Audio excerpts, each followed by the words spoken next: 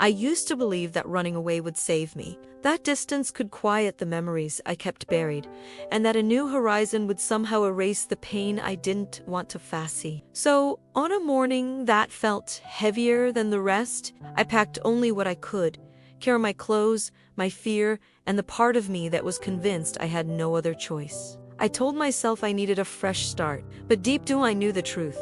I wasn't seeking a new life, I was escaping my own. As I walked, the desert wind brushed against my skin like a warning, almost as if it was whispering that I wasn't running from a place, but from something inside me. The sky above me burned in shades of gold and fire, and the silence around me felt louder than any words that had ever been spoken to me. Every step I took felt familiar, not because of where I was going, but because of what I was carrying, the same the same loneliness, the same unanswered questions that followed me no matter how far I traveled. I thought the desert was where I'd finally disappear. I didn't know it was where the truth would finally find me. I kept telling myself that I was getting lighter with every mile I walked.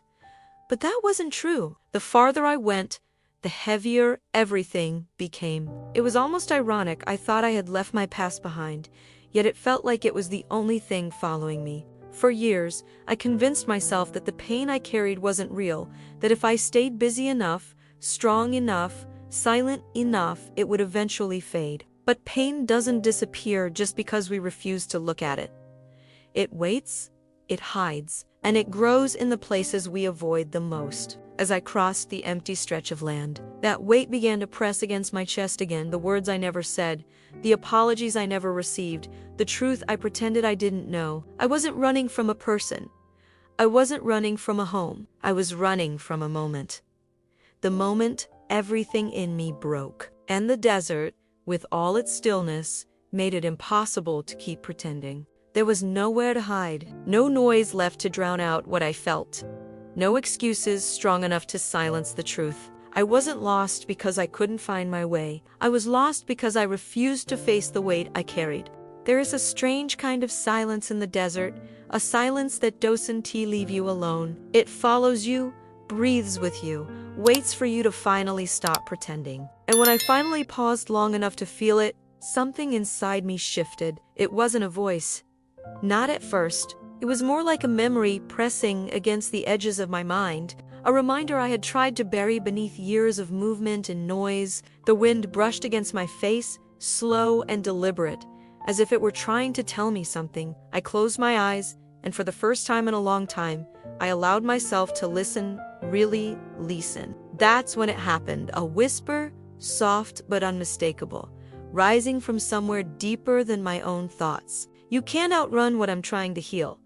I opened my eyes, startled, unsure if the words came from God or from a part of me I had silenced for years, but they felt true, too true. And suddenly, the desert didn't feel empty anymore. It felt intentional, almost sacred. The stillness around me wasn't a punishment. It was an invitation, one I had avoided for most of my life. And for the first time, I wondered if I was there not because I was lost, but because something had finally found me. As I stood there, the whisper still echoing inside me, an old memory rose to the surface, one I had spent years pushing down. It came back slowly, like a bruise blooming under the skin. Faint at first, then undeniable.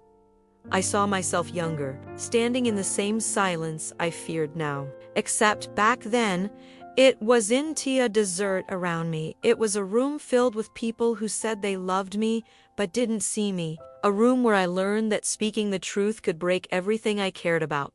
So I chose silence, and silence became my survival. But survival has its own cost. The longer you pretend something didn't hurt, the deeper it roots itself inside you. I felt my throat tighten, the same way it did the day I realized someone I trusted had lied to me, not with words, but with absence, with avoidance, with the kind of betrayal that hides behind, "I'm fine." That was the moment I began running, not to escape them, but to escape who I became because of them. And now, standing alone in the desert, the truth pressed against my heart with a kind of gentle force, not to hurt me, but to free me. It was time to face what I had buried, even if it broke me first. The more the memory took shape, the more I realized something I had avoided for years. I wasn't just hiding from my past. I was hiding from God. Not because I didn't believe in Him, but because I feared what His truth would reveal about me. I had spent so long convincing myself that I was strong, independent, unshakable. A woman who didn't need healing because she didn't allow herself to break. But God doesn't heal the version of us we pretend to be. He heals what we truly are. And I wasn't ready for that. I felt the wind shift again, warmer this time, brushing away the tears I didn't even notice had fallen. It felt like a gentle nudge, almost a question.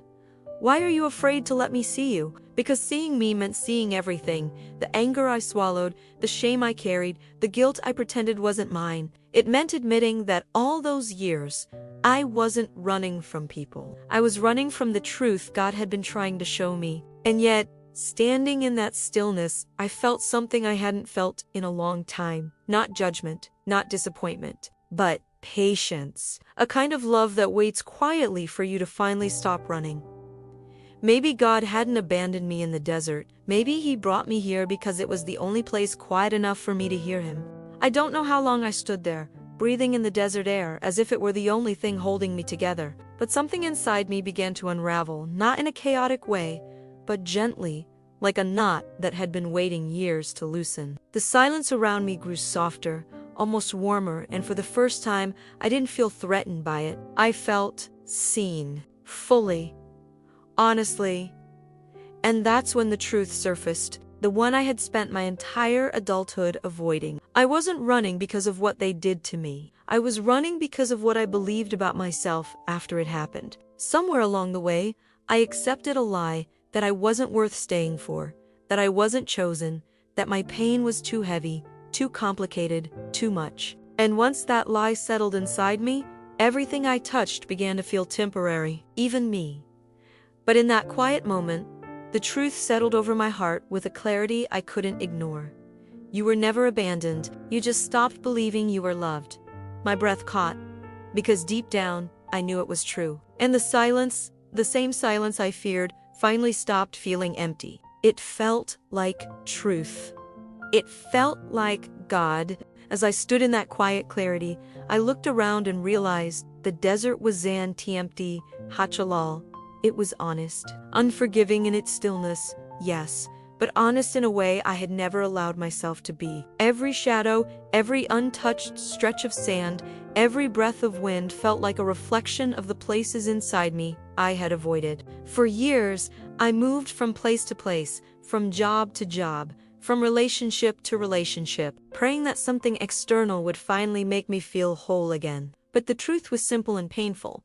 I kept searching for healing in places that were just as broken as I was. And yet, there, in the middle of nowhere, I felt something shift. Not outside me, inside. It was as if God was showing me the version of myself I had forgotten.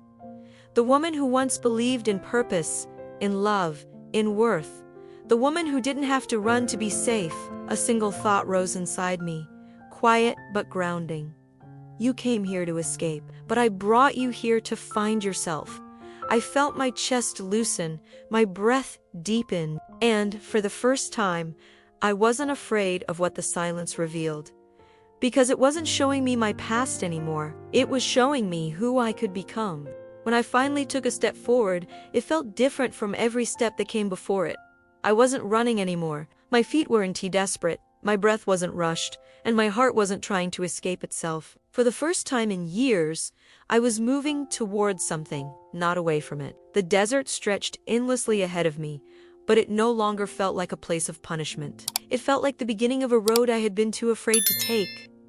A road built not on denial, but on truth. And truth, no matter how painful, was beginning to feel lighter than the lies I lived with. I realized then that God hadn't brought me into the wilderness to break me. He brought me here because this was the only place where I would finally stop long enough to listen, and long enough to heal. Every step felt like a quiet agreement between my heart and the one who never left it. I'm ready now.